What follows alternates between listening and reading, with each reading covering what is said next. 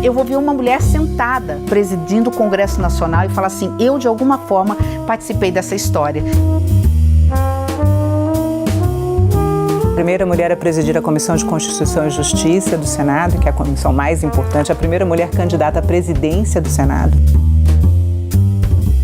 A primeira líder da bancada feminina em 200 anos de história. Isso não é para ter motivo de orgulho, isso é para falar assim, por quê? Onde nós erramos? Por que nós não conseguimos avançar?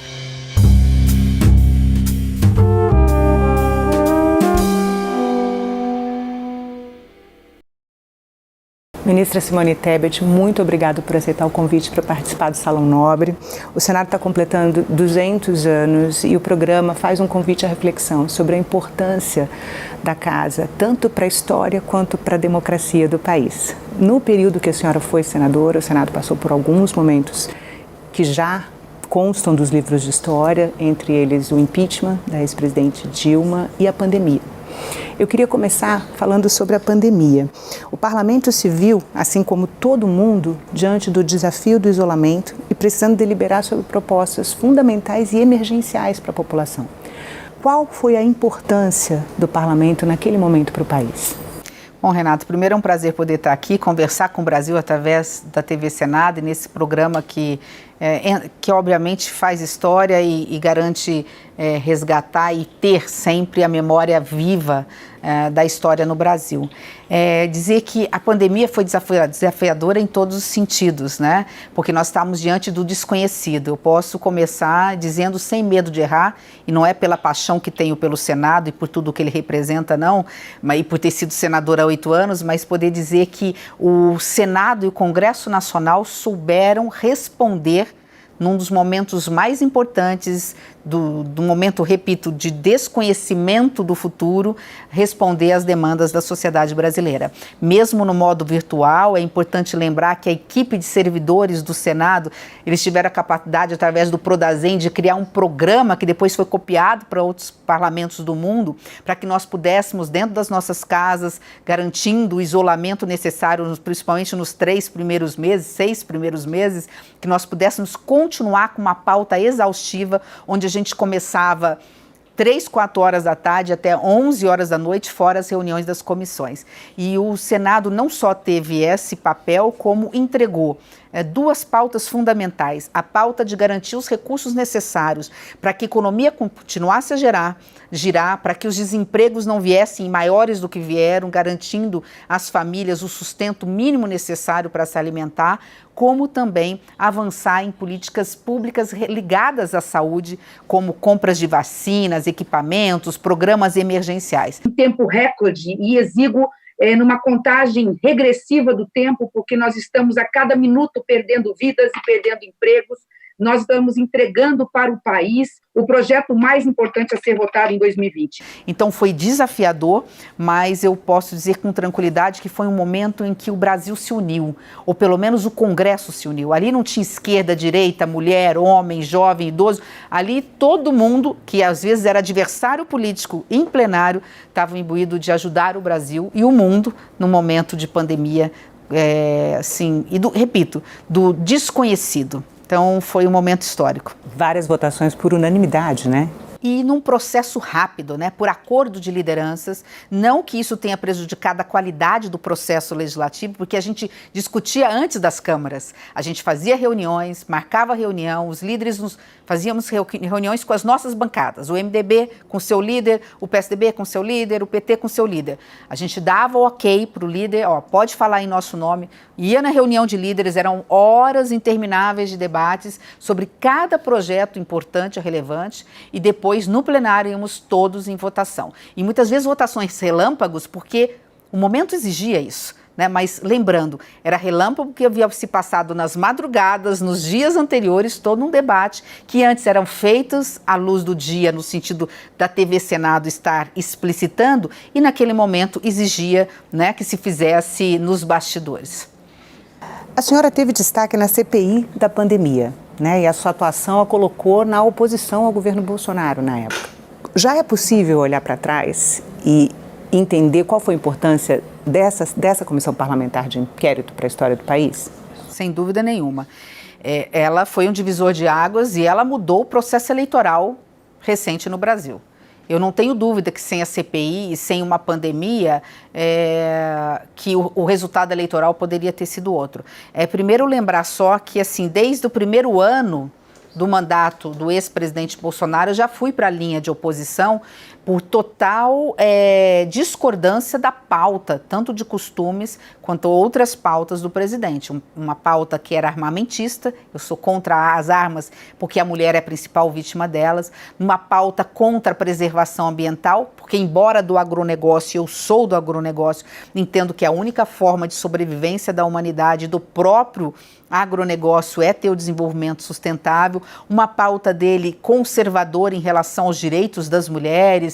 E eu estou falando das mulheres, não estou falando de sistema reprodutivo, de aborto, não é nada disso. Eu estou falando da mulher enquanto condição de ser igual ao homem, no mercado de trabalho, na política e tudo mais. Então, eu fui para a linha de oposição ao governo do Bolsonaro desde o início.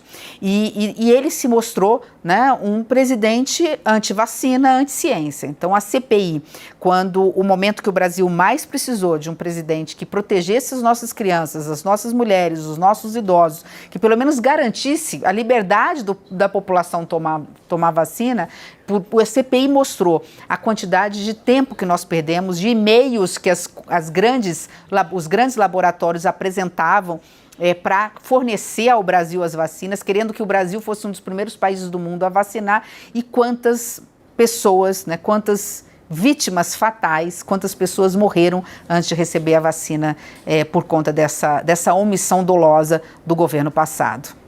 A CPI fez ecoar um grito ensurdecedor de milhares de familiares que choram até hoje a dor da morte prematura de seus entes queridos. Ministra, outro momento que a senhora foi bastante atuante, que também esse já consta dos livros de história, foi o impeachment da ex-presidente Dilma. A senhora foi atuante na comissão especial do impeachment. Como que a senhora avalia hoje o processo do Senado? Primeiro, um processo legítimo e democrático, mas que nos traz algumas reflexões. É importante lembrar o que é impeachment no Brasil, e se nós já tivemos, num curto espaço de tempo, pelo menos 2 impeachments e uma série de tentativas ou de ameaças de impeachment, alguma coisa está também errado nesse processo, no processo legal. Uma lei de 1950, no ano de 2024, significa que talvez nós precisemos repensar a atualização dessa lei, o que efetivamente é grave, é crime para gerar um processo de impeachment. Naquele momento, todos os elementos jurídicos e políticos estavam presentes. Então, votou certo quem votou a favor do impeachment e também votou certo quem votou contra, porque os elementos jurídicos estavam presentes ali, né? As pedaladas fiscais, a contabilidade criativa, que é considerado crime de responsabilidade, estava ali. Mas é um julgamento político, né? Exatamente.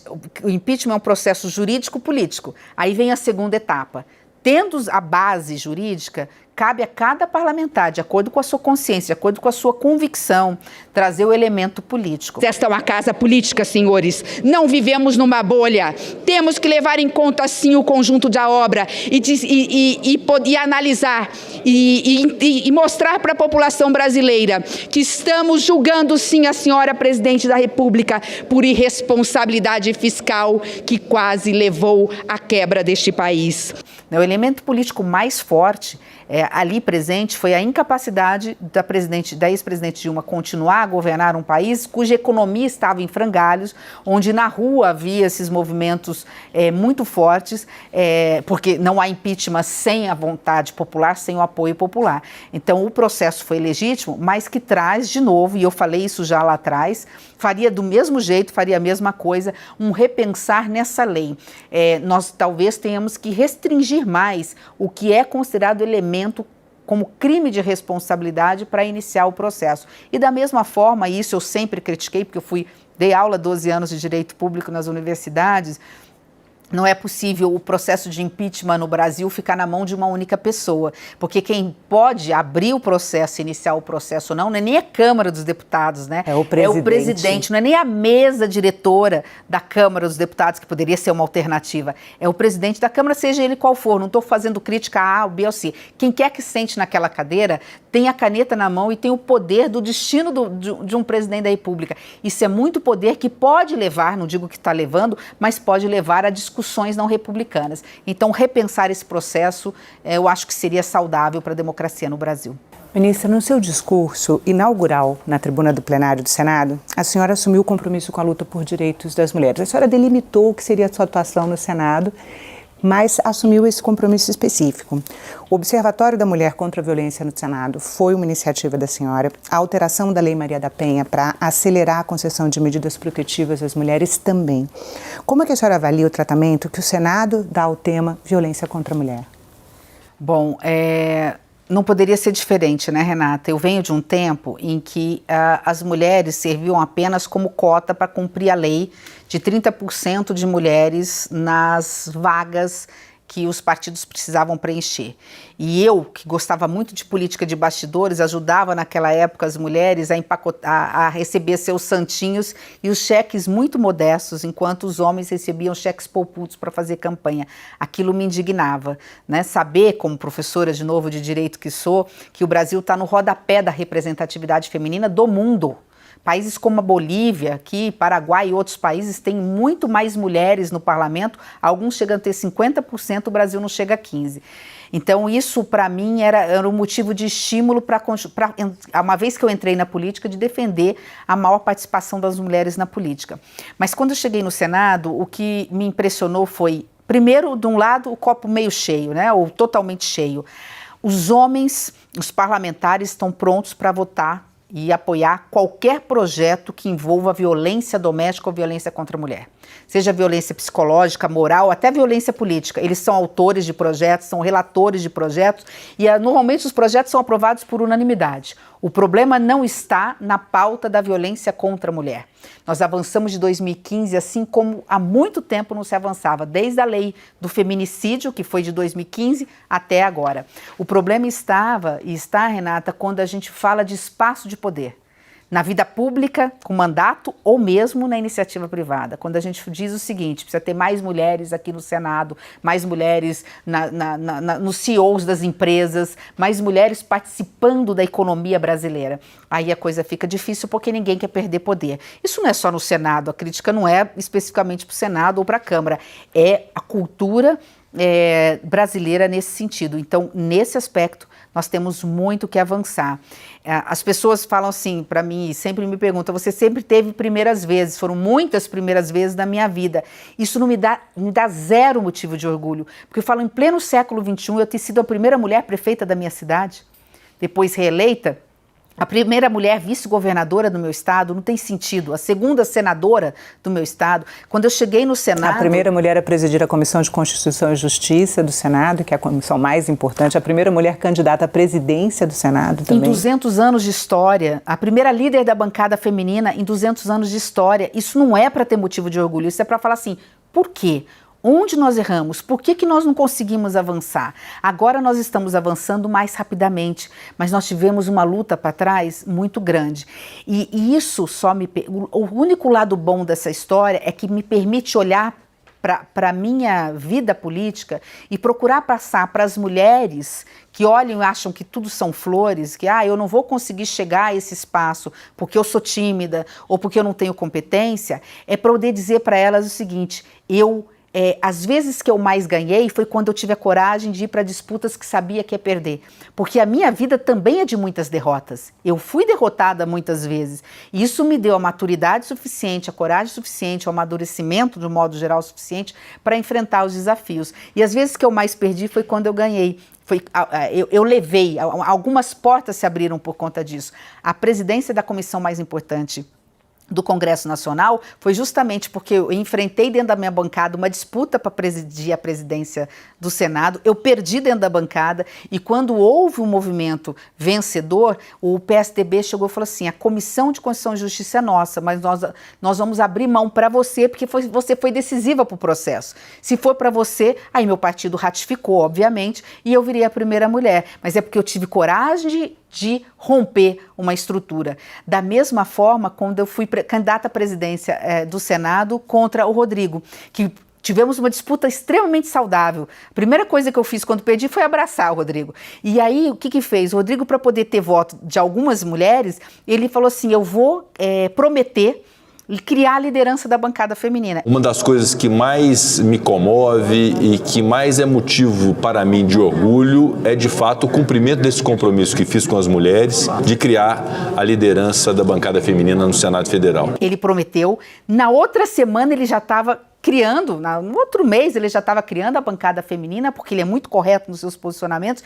Ele criou a liderança da bancada feminina, as mulheres se reuniram e falaram: Simone, se você não fosse candidato, o Rodrigo não ia prometer e nós não teríamos a liderança. Então você é, por aclamação, a primeira líder da bancada feminina. E só para esclarecer que a liderança da bancada feminina garante assento no colégio de líderes no Senado e garante a permanência da pauta. E foi decisiva na CPI.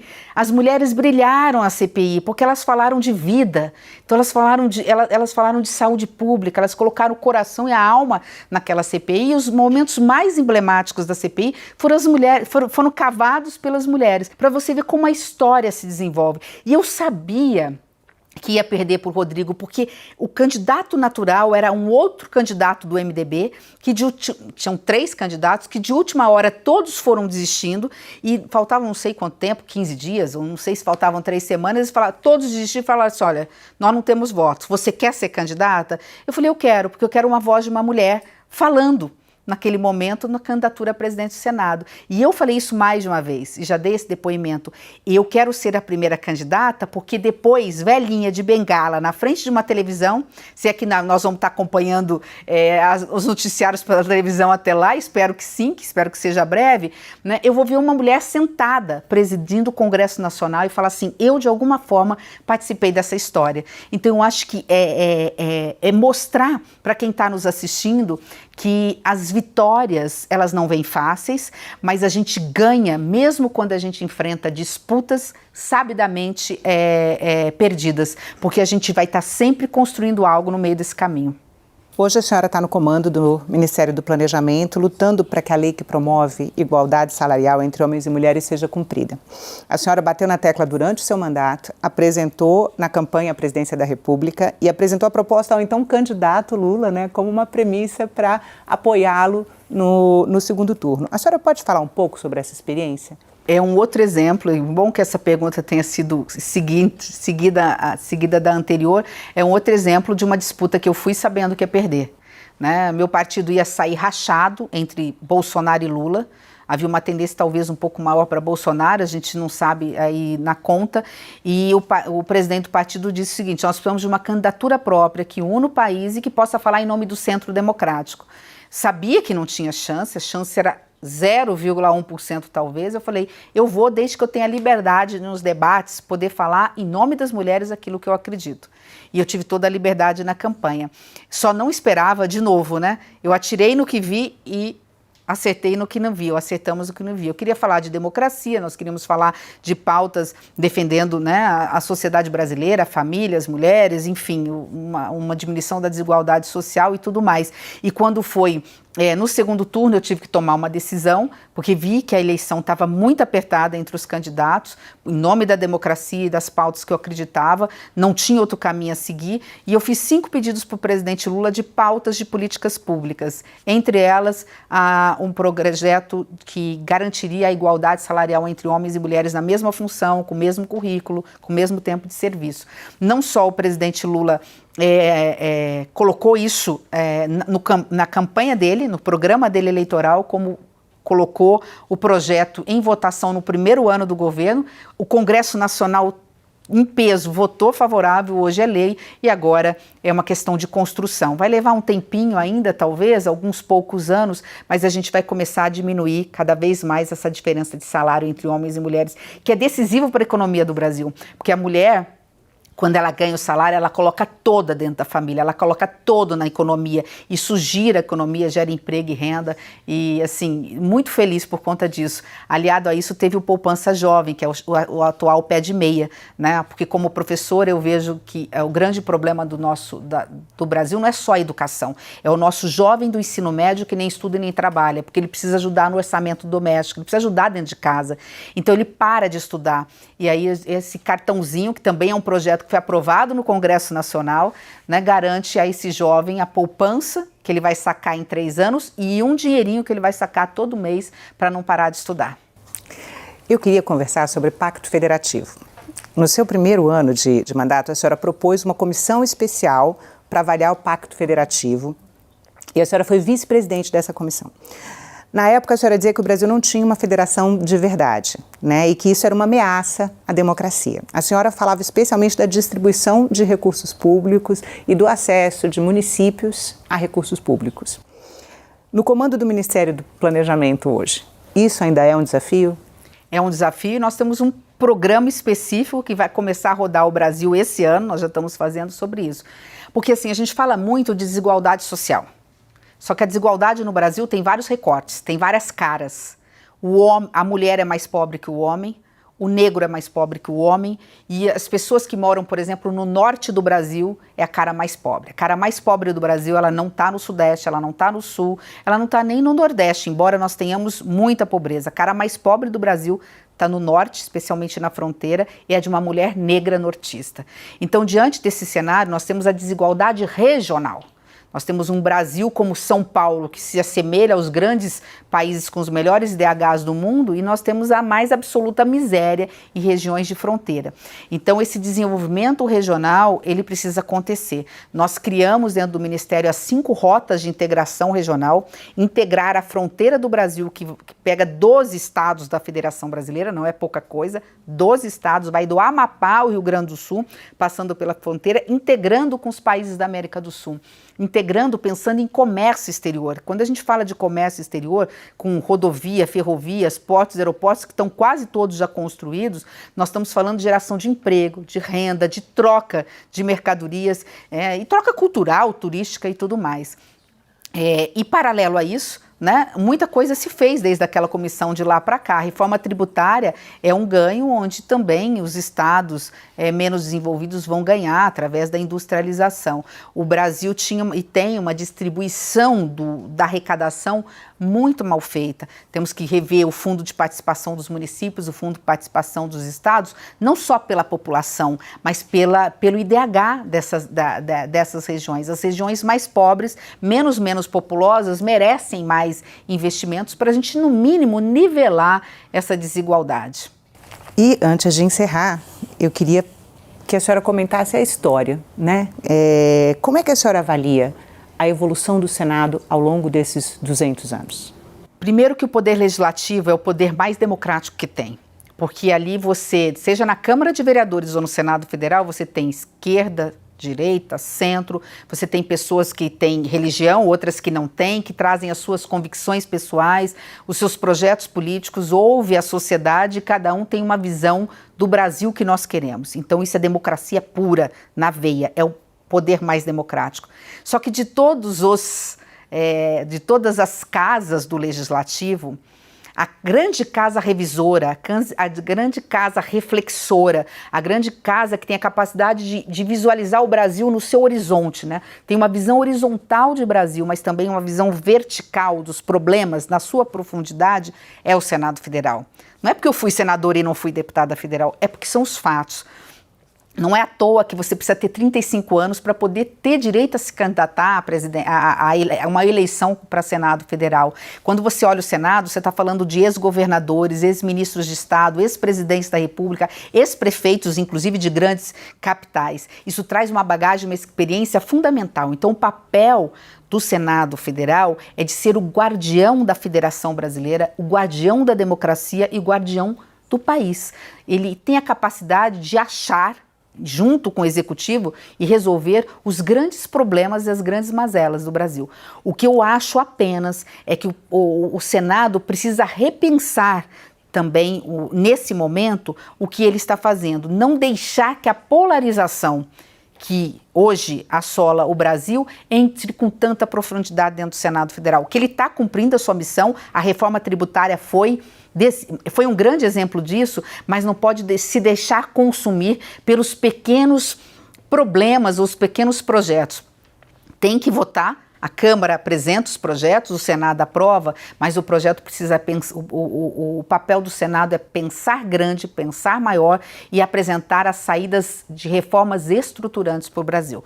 A reforma tributária foi um passo, mas nós precisamos acelerar esse processo. Ministra, muito obrigada pela entrevista. Eu é que agradeço. Muito obrigada.